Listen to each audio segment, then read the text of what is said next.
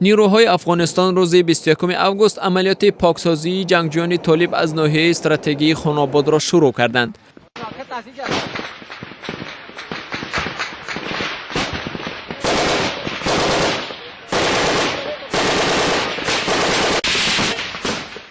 روز 20 آگوست طالبان این ناحیه‌ای در ولایت کندوز هم مرز با تاجیکستان را اشغال کردند، ولی به نیروهای افغان میسر شد ناحیه را بعد چند ساعت پس بگیرند.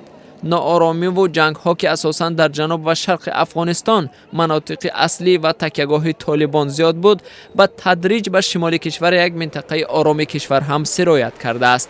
ناحیه خاناباد در 30 کیلومتری مرز ولایت کندوز این ولایت را با ولایت تخار و دیگر مناطق افغانستان می پیوندد. قطعات مختلف از وزارت محترم دفاع، قطعات ضربتی ما و قطعات کماندوی ما کل وارد قندوز شدن. ان شاء الله ما مطمئن هستیم که و در پولیش حمایت قاطع بسیار به جرات تیارای بیشتری در اختیار این حمایت هم این عملیات داره و ما پیشتر از رهبری از اونها شنیدم که اونا هم این عملیات های ما و این دفاع قندوز حمایت. مقامات افغانستان میگویند نرسیدن سلاح و مهمات جنگی و فرستادن تعداد کمی سربازان برای مقاومت سبب سقوط خاناباد شد.